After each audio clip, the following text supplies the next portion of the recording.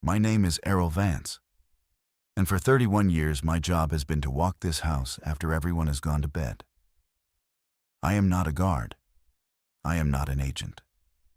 I have never carried a weapon in my life. I am an usher, the resident staff title for the man who knows where the light switches are, which floorboards complain, and how the president takes his coffee at 6 in the morning. I lock the doors on the state floor at night. I check that the flowers are watered. I turn down the thermostat in the yellow oval, and I turn off the lamp that the First Lady always forgets. I am telling you my name and my work because in about an hour, none of it is going to matter. And I would like at least one recording to exist where a person who was here spoke plainly. I am speaking into a phone. The service on it died 40 minutes ago, so this is only recording, not sending. If you are hearing my voice, then someone found this device, which means someone got inside, which means the doors did not hold. I'm sorry for that. I spent my whole life keeping this building closed at night, and tonight I could not. It is 11:52 p.m. I am standing in the center hall on the second floor, the residence floor, where the family lives. The house is quiet the way it is always quiet at this hour, and that is the terrible part, because everything that is wrong tonight has been quiet. There has been no gunfire, no alarm loud enough to name. Only the slow, patient sound of a house I know better than my own hands beginning to behave in ways it never has. Let me be precise, because precision is the only dignity I have left. At 9:40 tonight, a member of the kitchen staff named Dolores Reyes came up the back stairs to tell me something was wrong with one of the agents at the northwest gate. She said he was standing very still. She said he wouldn't stop looking at the house. And she said his eyes were wrong. That is where it started. Let me tell it in order.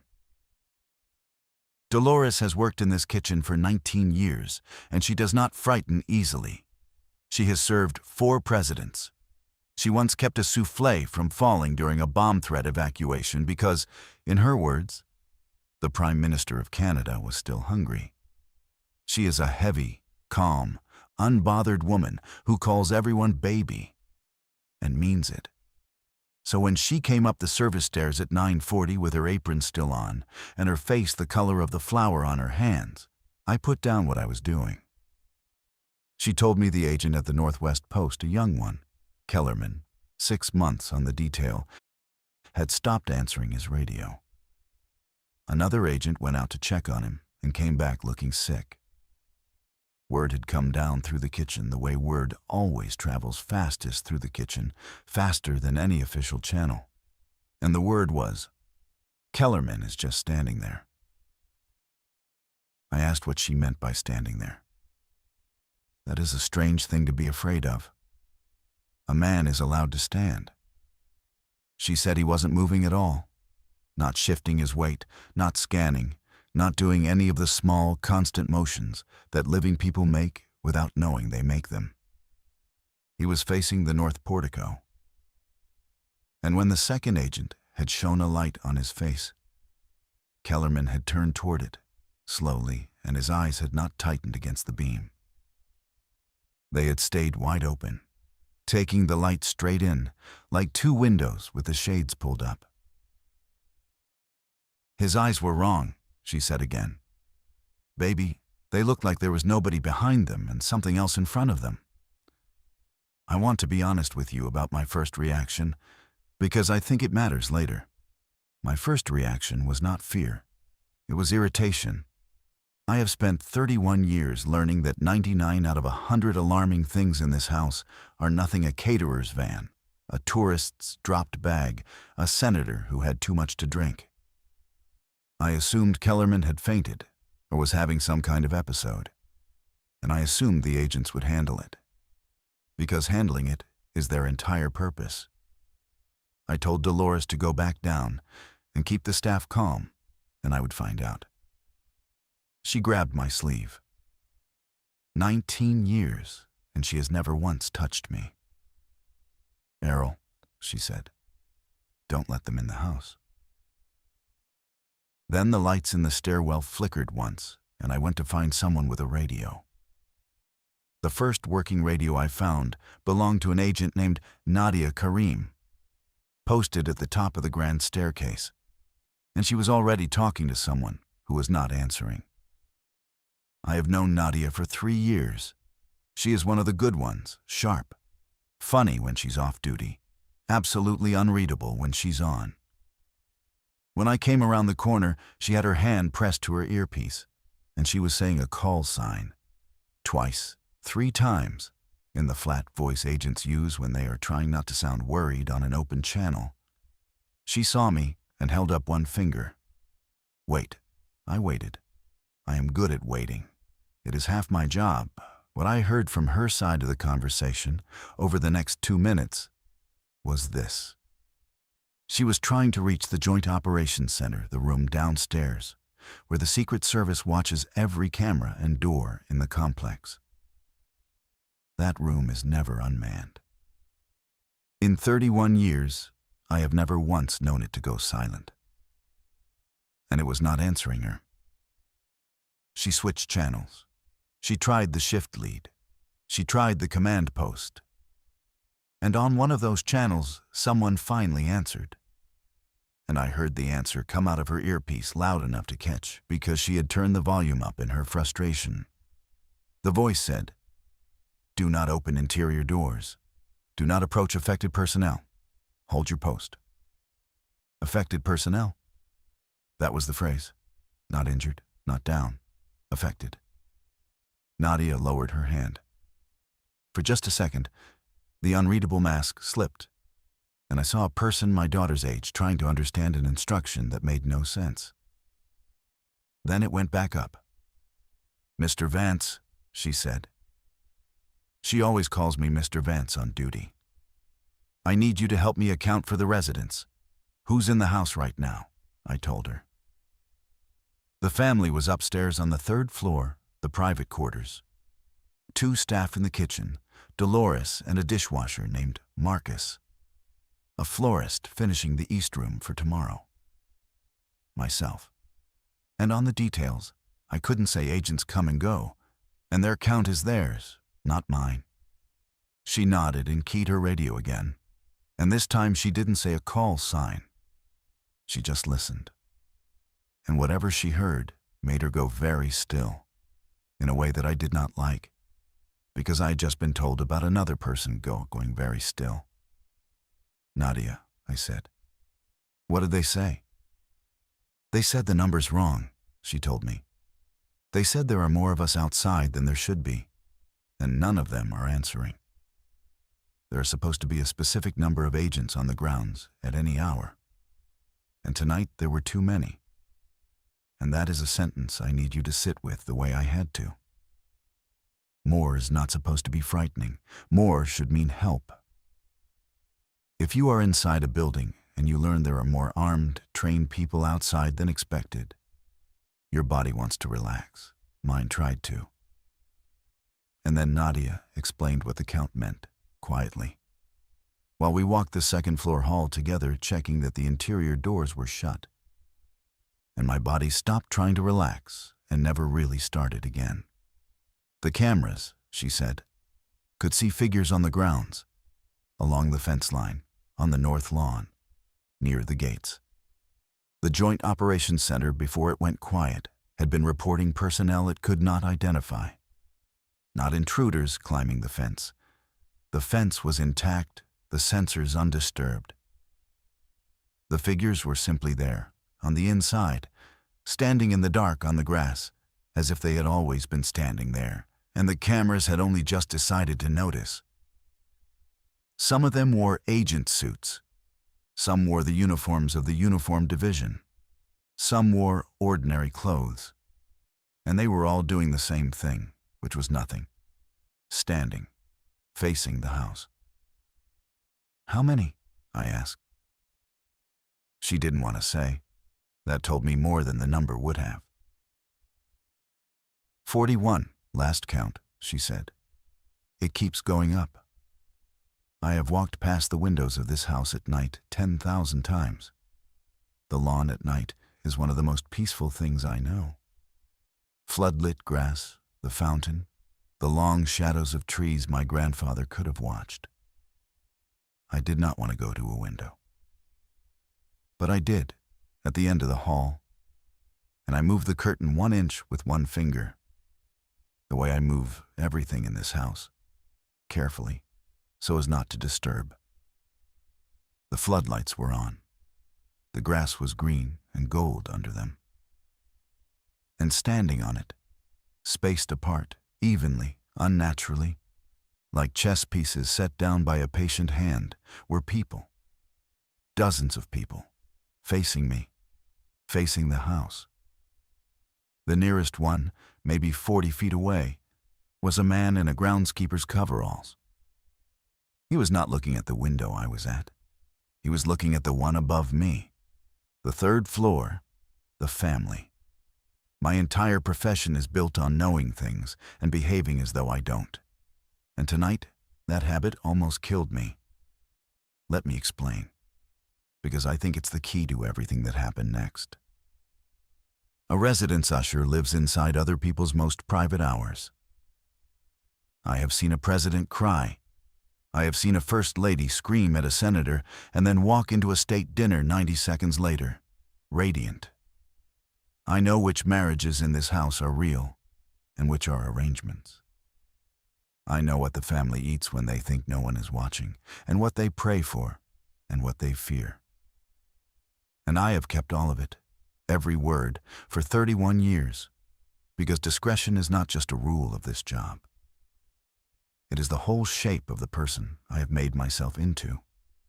Discretion means you do not react, you do not gasp, you do not run. When something is wrong, you fix it quietly, before anyone important has to notice it was ever wrong at all. You absorb the alarm so that the family never has to feel it. That instinct is beautiful in ordinary times, and it is a death sentence in these ones. Because tonight the correct response to almost everything was to gasp, to run, to make noise, to break the calm, and my whole trained body refused. When I saw the man in the coveralls looking up at the family's windows, my first physical impulse was not to shout a warning. It was to close the curtain gently so that no one would be disturbed. My hand actually did it. I stood there in the dark hall, having just concealed the most frightening thing I had ever seen, out of habit. And I had to consciously override 31 years of training to make myself turn to Nadia and say out loud, in a normal voice, "They are watching the 3rd floor."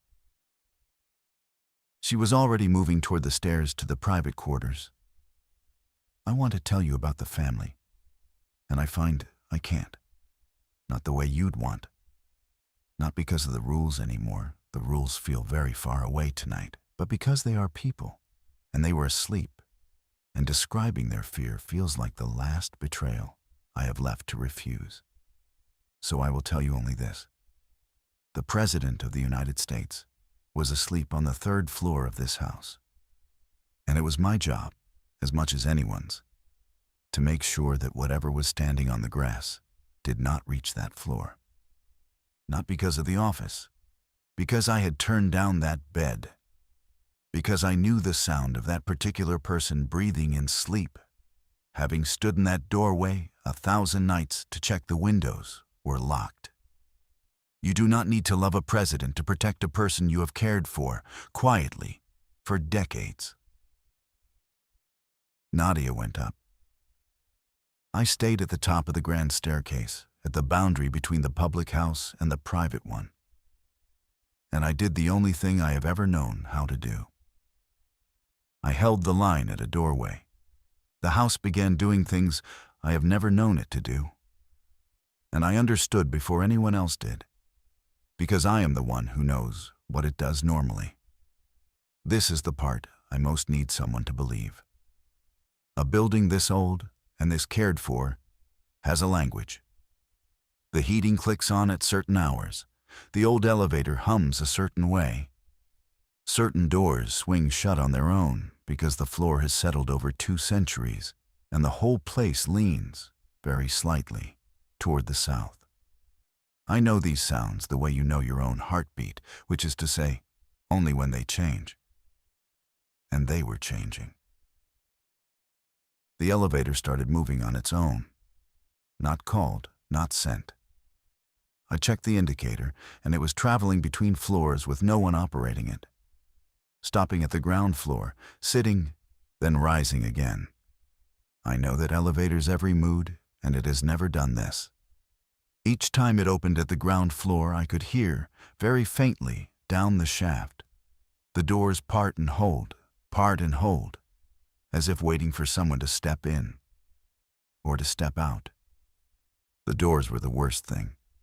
I had checked every interior door on the state floor myself at 10 o'clock, as I do every night, and locked the ones that lock. Now, one by one, I could hear them opening. Not slamming, not being forced. Opening. The particular soft click and swing of the door to the red room. Then the green room. Then the double doors to the east room, which are heavy enough that it takes a deliberate pull to move them. Easing apart in the dark below me, with a long, low groan of hinges I have oiled with my own hands. Nobody living was opening those doors. The florist had already come up. I'd sent her to the kitchen. There was no one down there. I want to be careful here not to say something happened that I did not see. I did not see the doors open. I heard them, from the top of the stairs, in sequence, working inward from the edges of the house toward the center, toward the staircase, toward me. And under it, threaded through it, was a sound I could not place at first, and then wished I couldn't place at all. A soft, dry, repetitive sound. Many small versions of it, from the ground floor and the grounds beyond. It took me a shameful while to recognize it because it was so ordinary and so out of place. It was the sound of people breathing through their mouths. Dozens of people, slow and even, and unhurried, and completely without the small catches and sighs and swallows that living breath has. Just the air going in and the air going out, in a house that was supposed to be empty below me. The building I'd kept quiet for 31 years was filling up with breath that did not belong to anyone I could see. Nadia came back down the stairs from the family floor, moving fast and quiet. And she was not alone. And I have never been so glad and so afraid at the same time. She had 2 agents with her from the family's overnight detail. And she had gotten the family into the safest interior room on the 3rd floor, the one with no windows. And she had a plan, which is more than I had. Agents are trained for the moment the walls fail. I am trained for the moment the salad fork is on the wrong side. In a crisis, her instincts were worth 100 of mine, and I knew it, and I was ready to do whatever she said. She crouched at the top of the stairs beside me and looked down into the dark of the state floor, where all the doors now stood open and where the breathing was. "Talk to me about this house," she said. "You know it. I don't. How many ways up to the 3rd floor?" I told her. The grand staircase, where we were. The service stairs at the east end. The elevator. A narrow back stair the public never sees. 4 ways up, and I could picture every inch of all of them. And I understood immediately what she was asking, which was, how do we defend 4 doors with 4 people? "The elevator's already compromised," she said. "It's running itself." "I can shut it down," I told her. "There's a service disconnect in the mechanical closet on this floor. I can kill the whole car." "Then that's yours. Go. Then get back here." I want to record what she did next, because I think it was brave. And I think almost no one will ever know. She keyed her radio one more time, and got nothing but that same flat instruction. Hold your post, do not open interior doors, and I watched her make a decision that agents are not really allowed to make. She decided that the command she was receiving was either compromised or wrong, and that she would trust the evidence of the house over the voice in her ear. "Whoever's giving orders," she said quietly. "They told us to hold and not open doors. And the doors are opening anyway. That order was written for a break-in. This isn't a break-in." She looked at me. "You've been in this house longer than anyone. Has it ever done this?" "Never," I said. "Then we stopped taking orders from people who think it's normal," she said. "You know the building. I know the fight. We do this together."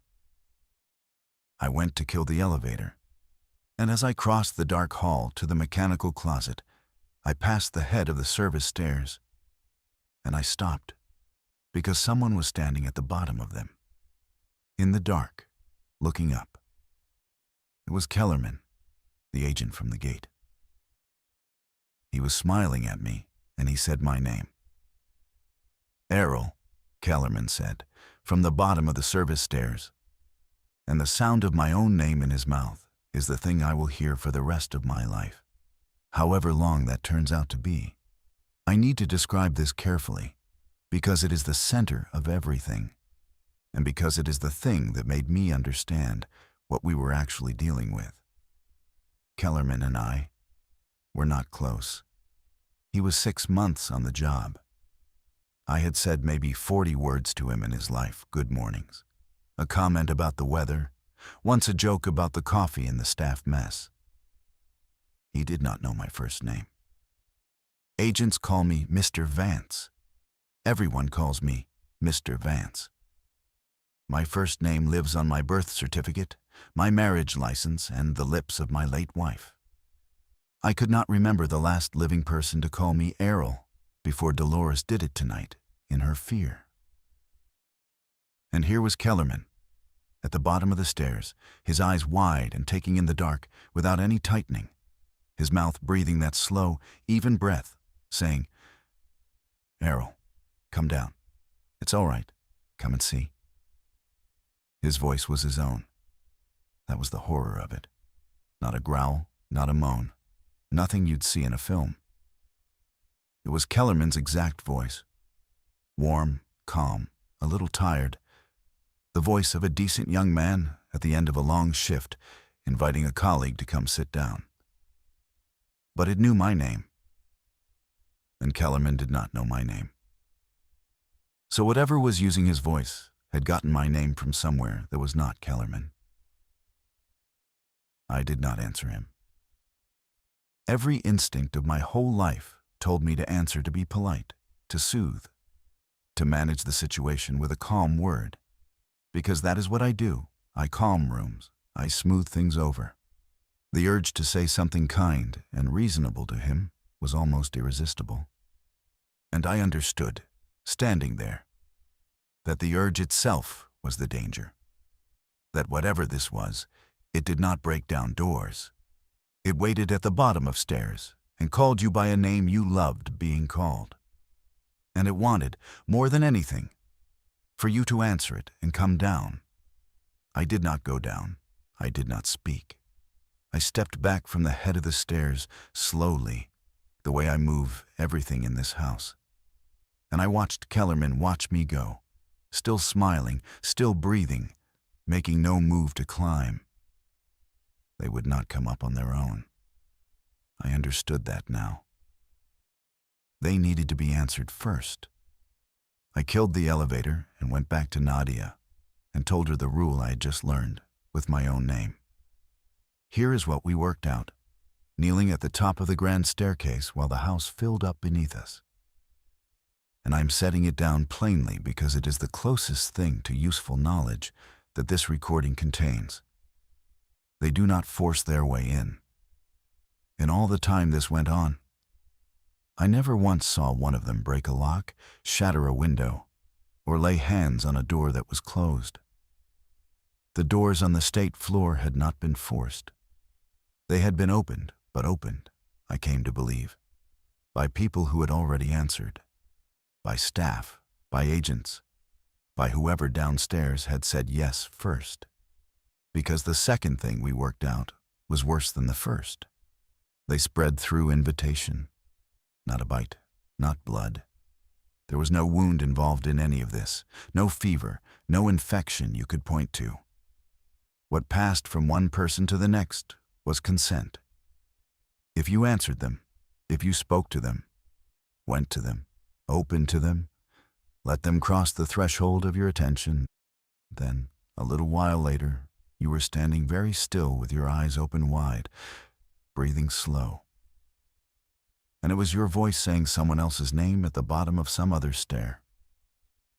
That is why the order over the radio had been do not open interior doors, do not approach affected personnel. Someone downstairs, in the Joint Operations Center, had figured out at least that much before they went quiet. The tragedy is that they'd said it too gently, in the language of a security protocol. And people had obeyed it as a security protocol, which meant they'd held their posts near the affected and stayed close. And eventually someone had gotten curious or kind or scared and had answered, and the room had gone quiet, one voice at a time. Nadia put it together faster than I could. "It's not coming up the stairs," she said, "because it can't. It needs a door opened from the inside. It needs one of us to let it. That's why they're standing on the lawn. They're not stuck out there. They're waiting for someone in here to invite them." "Then we invite no one," I said. "We answer nothing." It sounds simple. It is the hardest thing I've ever done. Because they did not stop. All night, and it was a long night, they called up the stairs and through the doors, and once the phones started working again for a few minutes, through the phones. They called in the voices of people we knew. One of the agents with us, a young man named Doyle, heard his mother's voice come up the service stairs, and his mother lives in Arizona and was certainly asleep in her bed, and he had to be physically held by his partner while it happened, both of them weeping silently, because to make a sound back would be to answer. That was the rule of the house tonight. Silence was safety. Not the silence of hiding they knew exactly where we were, but the silence of refusal. As long as no one answered, no one crossed. And the family behind the windowless door on the third floor stayed a family and not a set of standing figures with the shades pulled up. We held 4 doorways, and we answered nothing, and we waited for a sunrise I was no longer sure would help. At some point in the deep part of the night, I realized I had not heard anything from the kitchen in a long time, and I have never regretted a silence more.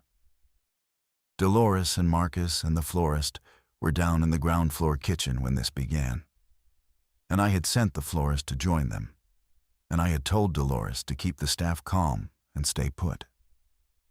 I gave that order out of my usual instinct: contain the alarm, keep people in place, manage the situation.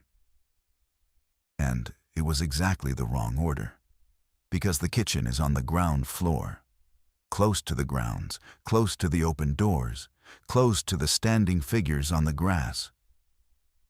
I had told 3 people I cared about to stay near the danger while I climbed to safety, without knowing that's what I was doing. I could not go to them. To reach the kitchen, I would have to go down the stairs, past Kellerman, through the open doors, across the breathing dark. To go down was to answer. Nadia would not let me, and she was right, and I hated her for it. And I still do a little, even now, which is unfair, because she saved my life by refusing to let me throw it away. For a while, I could hear them. Dolores was smart. She had figured out at least part of the rule on her own, down there, without anyone to work it out with. I could hear, when the house went quiet enough, that she had them being silent. No answers. No sound. 3 people in a dark kitchen, holding their breath against the pull of every voice they had ever loved. And then, near what I think was 3 in the morning. I heard Dolores' voice come up the service stairwell, calling my name. "Errol, baby, come down, it's over. They've gone. Come down and help me with these dishes. They've left such a mess." And I knew. I knew because Dolores would never, in the middle of the worst night of the world, be worried about dishes. That detail, that small, wrong domestic detail, is how I knew it was not her anymore. The thing wearing her voice had reached for something ordinary to make me feel safe. And it had reached slightly wrong. The way it had reached slightly wrong with Kellerman's smile and the mother's voice from Arizona. It always overreached toward comfort. That was its tell. It did not understand that love lives in the specific, and it kept offering the general. I did not answer her. I stood at the top of the service stairs, and I listened to a voice I had heard say kind things to me for 19 years, and I did not say a single word back. And I have never done anything harder, and I never will. She called for a long time. She was patient. They are all so patient. And eventually she stopped, and the kitchen was silent again. And I understood that the silence now meant something completely different than it had an hour before. Nadia found me there with my hand over my own mouth, holding it shut like a lid on a pot. And she didn't say anything. She just stood next to me so I wouldn't be alone with it. Just before 4 in the morning, the phones came back for 11 minutes. And in those 11 minutes, we learned that it was not just the house, and I almost wish we hadn't. Doyle got a data connection first. He was trying to reach his command, his family, anyone. And what he got instead was the same thing everyone gets in a crisis now.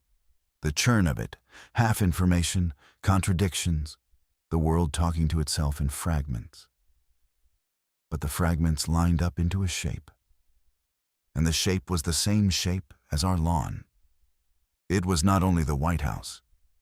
It was every gate, every fence, every threshold in the city. And not only this city. The figures were standing outside police stations, outside hospitals, on the lawns of state houses, and outside the doors of ordinary homes on ordinary streets. Standing still, facing the buildings, breathing slow, waiting to be answered. And the pattern of who had fallen and who had held was the pattern we had learned in one house over one night, written across a country. The places that had followed the reflex to help to open the door, to answer the call, to approach and check on the affected, to be kind and brave. In all the ordinary ways those places had gone quiet first. The places that had, by instinct or luck or cowardice, sealed themselves and answered nothing. Those places were still islands of the living. I have thought about that a great deal in the hours since, and I hate what it seems to mean, because it means the thing selected against exactly the traits we most admire. It ate the first responders, the caretakers, the ones who run toward. It spared the paranoid, the shut-in, the ones who don't answer their door. On the worst night in the history of the country, the meek did inherit it. And I don't think anyone will ever want to say that out loud. And I'm only saying it now because I'm fairly sure no one who matters will hear me. I keep coming back to Dolores keeping that kitchen silent. She was one of the kindest people I ever knew. And her kindness is not what killed her. Her kindness figured out the rule and kept 2 other people alive, as long as it lasted. It was something smaller that got her. Fatigue, maybe, or a moment where the pull of a beloved voice was just slightly stronger than her will. I will never know which door opened down there, or who opened it. I only know it opened. The phones died again at 4:11. Doyle sat down against the wall and put his weapon across his knees and stopped talking. Nadia took the family's water and food inventory in her head and told us, quietly, that the room on the 3rd floor was good for 2 days, longer if we rationed. 2 days. As if 2 days would be the end of it. As if there were an after in which 2 days would matter. I did not correct her. Discretion, still. Old habit. Let people keep their 2 days. Near 5 in the morning, someone knocked on the windowless door on the 3rd floor from the inside, and it was the president. And I'm going to tell you the one thing that was said, and nothing else, ever. The family had been sealed in the safe room for hours.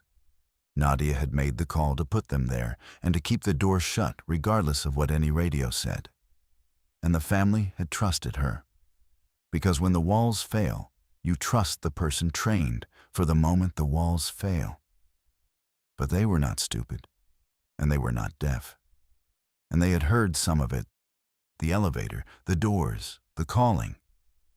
They knew something was terribly wrong, and that the ordinary machinery of protection had stopped working.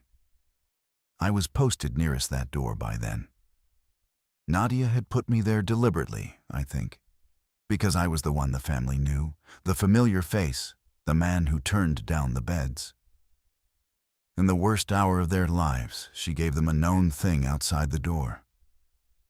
And that was a kindness I did not expect from someone 30 years younger than me. The knock came, soft.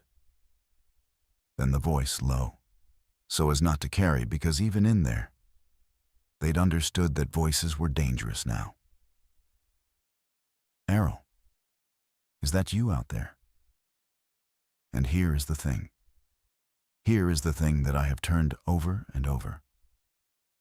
I knew it was really them, not the imitation, the real person, the one whose bed I have turned down, using my first name the way the imitations had been using it all night. But it was real, and I could tell it was real, and I cannot fully explain how, except that it asked a question instead of offering comfort. The things outside only ever offered. They said, "Come down, it's all right, it's over." They never asked. They never once said, "Is that you?" Asking is a thing the living do, because the living don't know. And don't knowing is the whole condition of being alive. So I answered. For the first time all night, I answered a voice through a door. "It's me," I said. "I'm right here. I'm not going anywhere."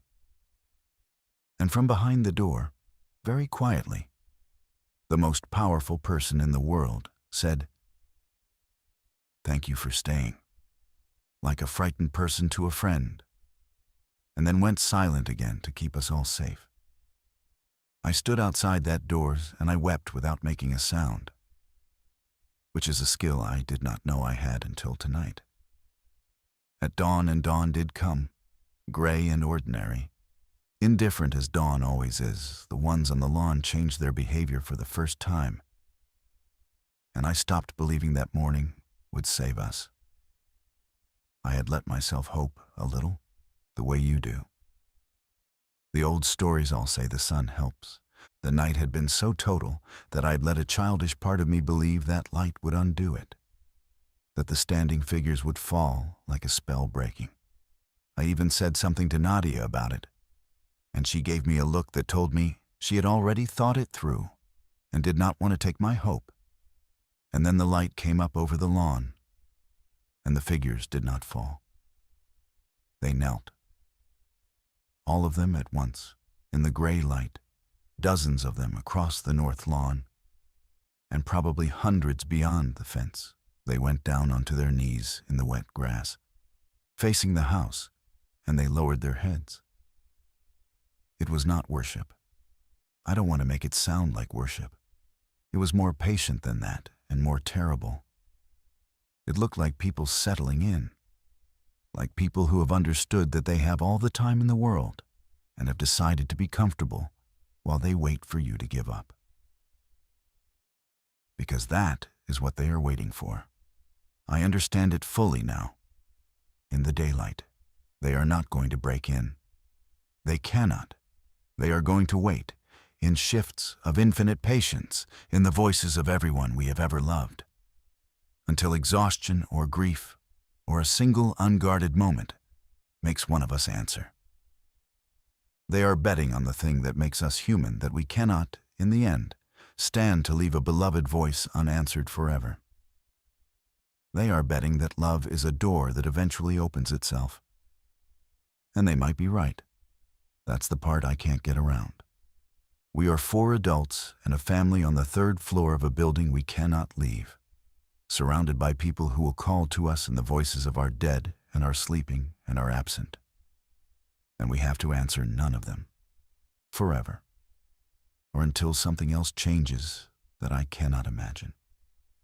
2 days of water, a country of shut doors, a thing that eats the kind and spares the closed off, kneeling on the lawn, willing to wait longer than we can. Nadia came and stood beside me at the window and watched them kneel. She had run out of plans. I could see it. There was no fight here for her to win, no wall to hold that holds, only a waiting to outwait. "How long can people not answer a door?" she said. Not really to me. "I've been not answering doors for 31 years, I said. "It's the one thing I'm good at." She almost laughed. It came out as something else. "I have spent my whole life training to be exactly the kind of person who could survive tonight. And I'm only now realizing what that means about my whole life. Think about it.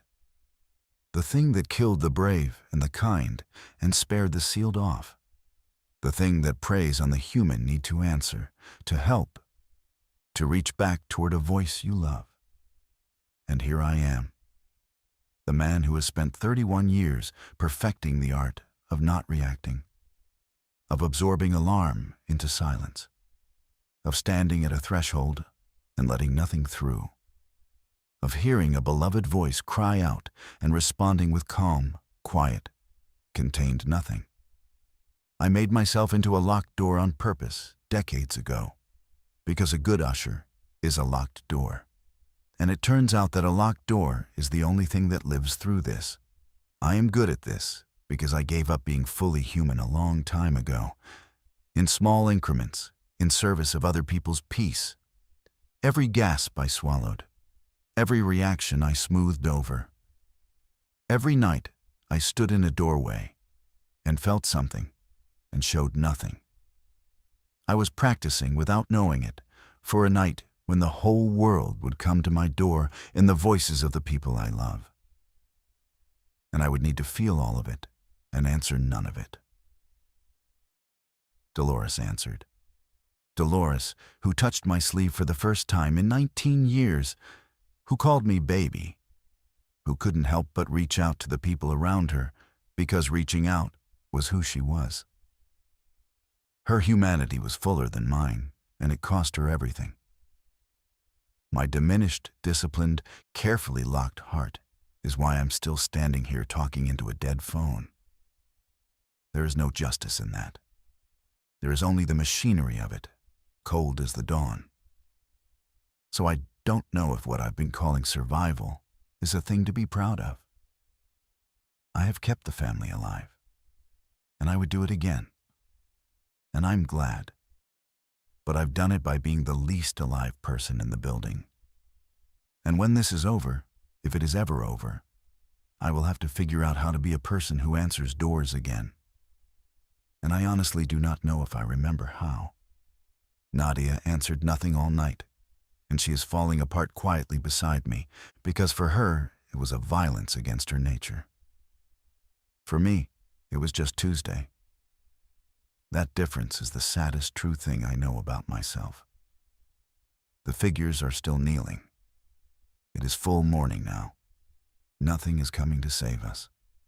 Let me tell you how it ends, or how it hasn't. By mid-morning we made a decision, the 4 of us, in whispers at the top of the stairs. And it is not a heroic decision, and I want to be honest about that. We are not going to try to break out. Nadia walked through it for us, cold and clear, the agent's mind doing what it does. To leave, we would have to cross ground covered in the kneeling ones. And crossing them means passing within a few feet of dozens of mouths that will, the moment we're close, begin to speak in the voices of everyone we've lost. Not one of us believes we could walk that gauntlet in silence, not with a family in tow, not with children. Someone would answer. Someone always answers. So we don't cross. We are not going to fight. There is nothing to fight. You cannot shoot a thing that is only kneeling and waiting and speaking kindly. Doyle has his weapon, and it is useless, and he knows it, and having it in his hands is the only thing keeping him upright. We are not going to call for help. There is no help. The country is a map of shut doors and quiet rooms and kneeling lawns. Whatever government still functions is doing so from inside the same trap we're in, sealed, silent, unanswering. The order that came over the radio at the start, "Hold your post, do not open," was the last competent instruction anyone gave, and it turned out to be a description of the rest of our lives. What we decided is smaller and harder than any of those. We decided to wait, to ration the water, to take shifts at the doors, to answer nothing and no one except each other, and to answer each other only by asking, always by asking, because a question is proof of life. And an offer of comfort is the thing that comes for you, our new law. We do not tell each other it's all right. We ask each other if we're all right, and we listen for the difference. It is a way to live that could last a day or could last a year. I don't know which. I don't think anyone gets to know which anymore. That is what we decided. Now, I am going to tell you the one thing I did on my own, without telling the others, because I'm the man who handles things quietly so no one else has to. I went down one flight alone, while the others were with the family. And I did the last piece of my job. And I need to confess it to someone, even if that someone is only this recording. I did not go down to answer them. I want to be clear. I went down to the second floor, not the ground floor, not to the breathing dark, only one flight, to the linen closet where I keep the things an usher keeps, and to the small desk where the house phone sits. I went down to do the two things that are mine to do and no one else's. First, I locked the last unlocked interior door on the second floor. There was one. A single door I had missed in the chaos of the night. A closet. Meaningless, but it was open. And I have never, in 31 years, gone to sleep with a door open that should be shut. And I was not going to start on the last day of the world. I locked it. It felt insane. It felt exactly right. If the house ends tonight, it will end with every door I am responsible for properly closed. That is not nothing. That is the only prayer I have. Second, I made this recording. I am making it now, into a phone that cannot send, propping it where someone might find it: a soldier, an agent, a looter, a historian, a thing wearing a face. I don't know who. I made it because Dolores told me at the very start, don't let them in the house. And I didn't, and someone should know that I didn't. Someone should know that the doors held, not because of guards or walls or weapons. They held because a small number of frightened people refused to answer the voices they most wanted to answer. That's all a locked door has ever really been: a decision, made over and over, to keep something shut. I can hear them from here, faintly, up through the floors, still kneeling, still patient, still occasionally trying a voice. A moment ago, one of them tried my wife's voice, and my wife has been dead for 6 years. And it said, "Errol, come down. It's all right." And it got it wrong the way they always get it wrong, because my wife never once in her life said, "It's all right." She always said, "We'll manage." Present tense. Together. We'll manage. It is nearly noon on the first full day, and I'm going back up to the door now. And this is the last thing I'm going to record, because the battery is almost gone. And so, a little, am I? I don't have an ending for you. I'm sorry. Everything you've ever listened to that sounds like this has an ending. The sun comes up and breaks the spell, or the hero makes it out, or the last voice fades into static, and you get to feel the clean, sad shape of a finished thing. I don't have that. What I have is a house full of shut doors, a family alive behind the best of them, 3 exhausted people who have learned to ask instead of tell, and a lawn full of kneeling patience that is not going anywhere. The story doesn't end. It just becomes the way we live now. Answer nothing. Ask, don't offer. Ration the water. Keep the doors shut. Love each other in the one safe grammar left. If you found this, you got inside somehow, and I need you to understand what that means and be careful. If a door was open, someone opened it. If you heard a voice welcome you in, do not trust the welcome. The living ask who's there. The other thing already knows and tells you it's all right. I've decided I'm not afraid of it, and I've had all night to check whether that's true, and I think it is. I'm not afraid of the kneeling figures or the stolen voices. I made my peace with silence a long time ago. In this house, in service, one swallowed reaction at a time. What I'm afraid of is being the kind of man who was built for this, who was, it turns out, a locked door before any of it began. When this is over, if it's ever over, I want to be someone who answers again. I want to be more like Dolores, who reached out, and less like the thing I made myself into to keep other people comfortable. But not today. Today I stay shut, the battery's going, the family's quiet, the doors are locked. My name is Errol Vance, and I held the line at a doorway, which is the only thing I ever knew how to do. We'll manage. I'm going up now.